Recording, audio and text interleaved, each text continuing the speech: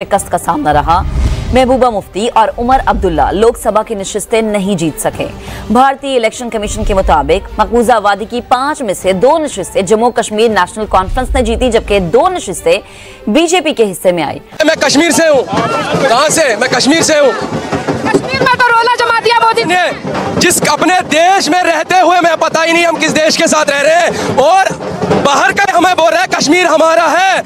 अगर हमें आजाद करने वाला है तो वो नरेंद्र मोदी है 10 सालों में। मेरी बात सुनिए, इनसे क्या सुन रहे हो? मैं दिल्ली की जनता को बोलना चाहता हूँ, दिल्ली की जनता सुन लो। जिस कांग्रेस सरकार ने 40 साल वहां पे पीला झंडा खड़ा करके रखा था, क्या वो 40 साल में नहीं उतार पाता पाकिस्तान का तिरंगा? अगर उतारा है 10 सालों में करके दिखाया, वो नरेंद्र मोदी ने करके दिखाया। जम्मू और कश्मीर की, और जम्मू और कश्मीर में जो हुआ वो मैं आपको डिटेल बताऊंगा, लेकिन महबूबा मुफ्ती और उमर अब्दुल्ला दोनों मोदी जी के इस हेड पर आज हम यहाँ उनको दिल की गहराई से मुबारकबाद देते हैं। लेकिन साथ साथ इस बार जो कश्मीर के लोगों ने फैसला किया कि 2 खानदानों को, मुफ्ती और अब्दुल्ला को उन्होंने हराकर ये जता दिया कि अब खानदानी राज यहाँ चलने वाला नहीं है। इन दोनों को कश्मीर में कोई पसंद नहीं। उमर अब्दुल्ला फिर भी ठीक है, उमर अब्दुल्ला फिर भी डिसेंट है। उमर अब्दुल्ला के जो वालिद साहब हैं वो तो खुदा ही बचाए उनसे। उमर अब्दुल्ला फिर थोड़ा सा ठीक है, मैं ये नहीं कह रहा बिल्कुल, तो थोड़ा सा। इन लोगों ने क्या करा ये जानने की जरूरत है दोस्तों।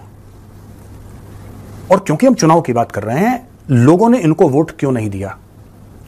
ये तो सबसे ज्यादा 370-35 के खिलाफ बोलते थे, इन द सेंस कि आपने क्यों हटा दिया, वापस लाओ, क्यों हटा दिया, वापस लाओ। खुल के फारूक अब्दुल्ला और महबूबा मुफ्ती, जबकि चुनाव कौन हारा है? उमर अब्दुल्ला। लेकिन मैं बात कर रहा हूं फारूक अब्दुल्ला की। इस वक्त ये सबसे ज्यादा कहते थे पाकिस्तान के साथ बात करो।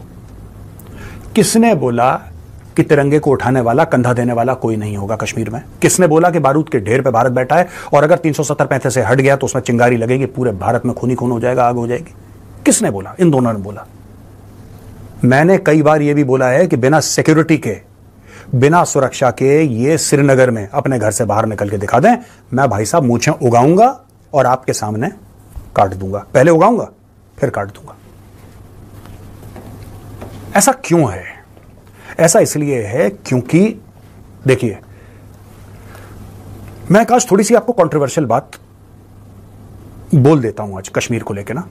कई समय से हमारी कश्मीर के ऊपर बात नहीं हुई है, और जो पाकिस्तानी भाई बहन देख रहे हैं वो भी समझ लें।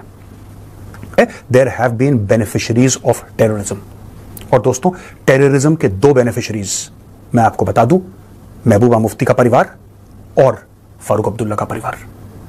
मैं फिर ये नहीं कह रहा कि इन दोनों परिवारों ने पैसा कमाया, मैं ये नहीं बोल रहा, बिल्कुल नहीं बोल रहा। ये कैसे बेनिफिशरीज हैं ये समझने की जरूरत है।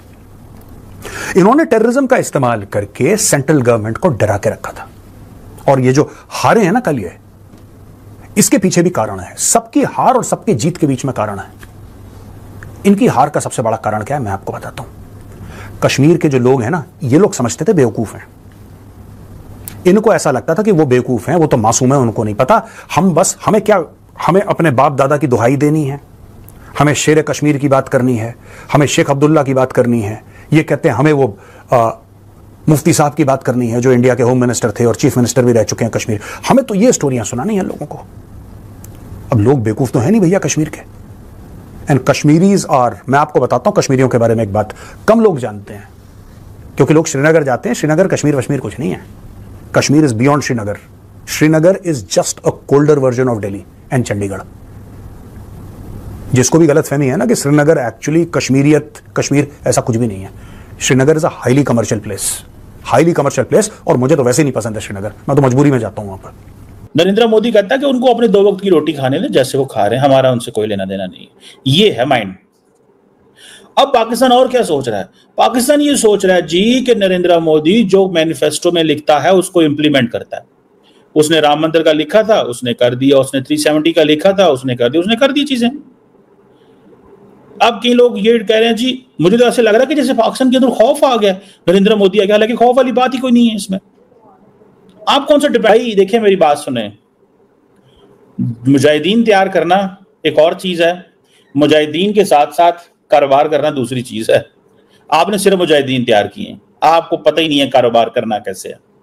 आपके वजीर आजम ने यह कहा है कि वो जो पेपर वर्क तैयार करना होता है to convince the Saudis and Emiratis to come in Pakistan, वो आपको आता ही नहीं है। आपके मिनिस्टर ऑन टीवी कह चुके हैं कि हमारा जो स्टेट मशीनरी है उसके पास कैपेसिटी नहीं है कि हम